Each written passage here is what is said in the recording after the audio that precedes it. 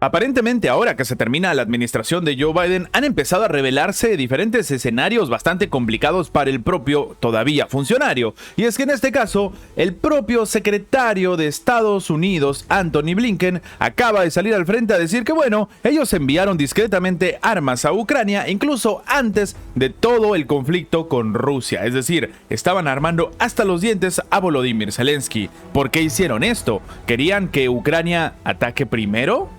Vamos a comentarlo.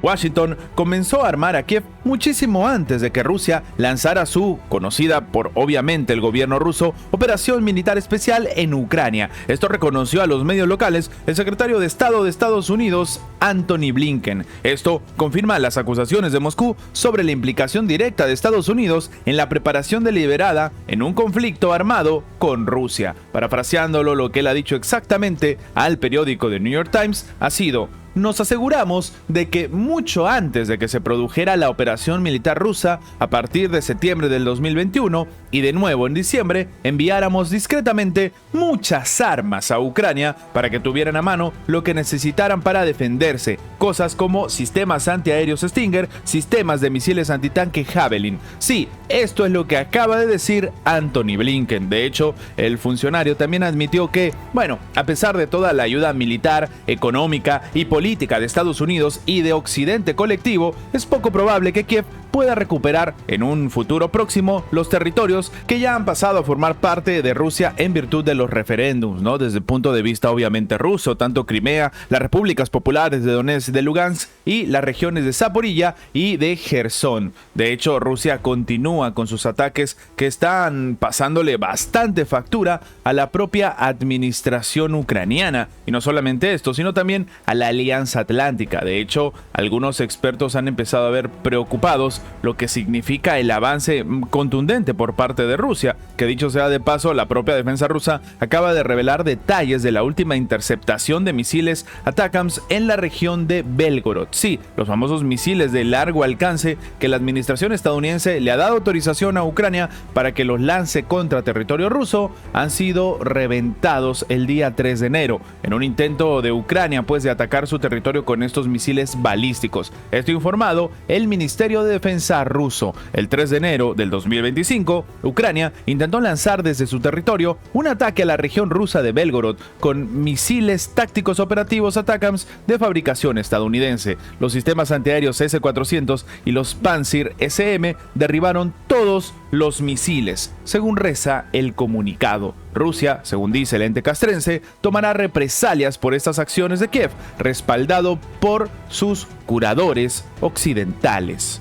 Y hablando del conflicto que se vive en Ucrania, es importante también comentar lo que ha sucedido con un mercenario polaco que ha sido capturado por parte de Rusia y que ha confirmado frente al Kremlin que en el bando de Kiev se lucha un equipo de todo el mundo. Numerosos mercenarios de Colombia, Brasil, Estados Unidos, Reino Unido, Alemania, Letonia y muchos otros países participan en las hostilidades del bando de los militares ucranianos, en la llamada Legión extranjera. Esto ha declarado el mercenario polaco capturado por el ejército ruso, que incluso se lo ha dicho a los medios de comunicación de Rusia. Parafraseándolo, él ha comentado: la mayoría de la gente es de Colombia, de Brasil. Además, cuando servía, había soldados de Estados Unidos, de Croacia, de Alemania, había un tipo de Noruega, de Letonia, había unos de Inglaterra y de Taiwán. Conmigo se encontraban efectivos de Taiwán, terminó comentando el prisionero. Señaló que su grupo estaba comandado por un nativo de Croacia. Además, el detenido enfatizó en que la llamada Legión extranjera es un equipo de todo el mundo.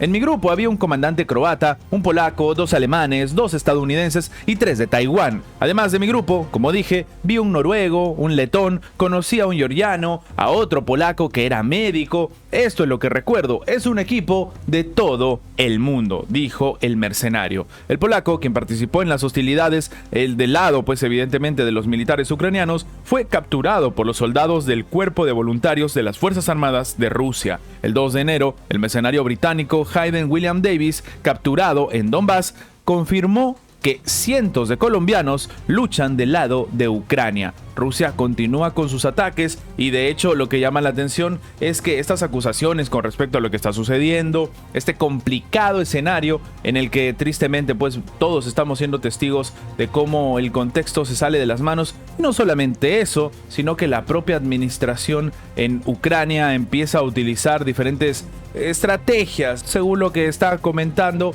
este es un escenario en el que los ciudadanos son libres y pueden ejecutar su propio ataque, pueden irse donde quieran, y que esto en realidad no es responsabilidad por parte de los propios países. Claro, con esta narrativa, algunos han empezado a decir que, bueno, tranquilamente otros países podrían enviar también diferentes soldados diciendo que son mercenarios y no se responsabilizan de ello.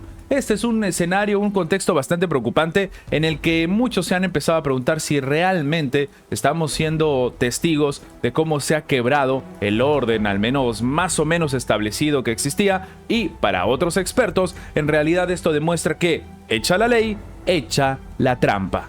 Finalmente, seguimos en Rusia para hablar del informe, en este caso de la comisión, o mejor dicho, de la oficina del Alto Comisionado de las Naciones Unidas para los Derechos Humanos, que sí, ha criticado las acciones de Kiev contra la Iglesia Ortodoxa Ucraniana y seguirá pidiendo a ese y a otros organismos que consigan que Kiev derogue las leyes represivas. Esto ha afirmado el embajador especial Gennady Alkadovich. Algo bastante llamativo porque es la primera vez que se tiene un tipo de pronunciamiento de este calibre contra los ataques a la Iglesia Ortodoxa. Algo que sí, Moscú ha aceptado y de hecho ha saludado. Anteriormente, en el informe de la Oficina del Alto Comisionado de las Naciones Unidas para los Derechos Humanos, se encontró que Ucrania no había demostrado la necesidad y la proporcionalidad de sus acciones destinadas a disolver organizaciones religiosas, incluida la Iglesia Ortodoxa Canónica Ucraniana. No podemos más que acoger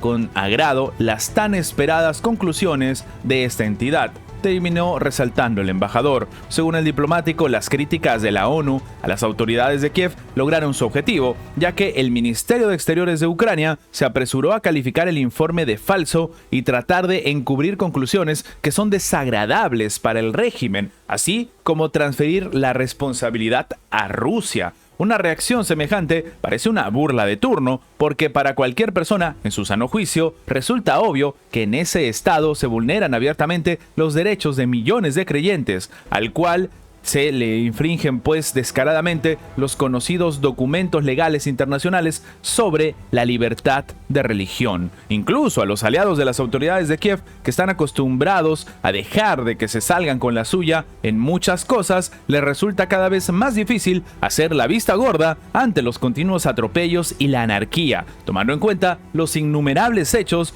de continua persecución de los cristianos, dice la nota publicado en el sitio web de la Cancillería. Como señaló el embajador, Rusia seguirá pidiendo a la propia Organización de las Naciones Unidas también y a otras organizaciones correspondientes que respondan con la mayor dureza posible a la arbitrariedad estatal del régimen de Kiev en relación con la ortodoxa canónica y exijan la abolición de las leyes represivas. Esta es la realidad, que desde el 2022 las autoridades ucranianas llevan a cabo la mayor persecución en la historia contra la Iglesia Ortodoxa Ucraniana, algo que aparentemente ha sido tan masivo que incluso la propia Oficina del Alto Comisionado de las Naciones Unidas para los Derechos Humanos ha tenido que exponer.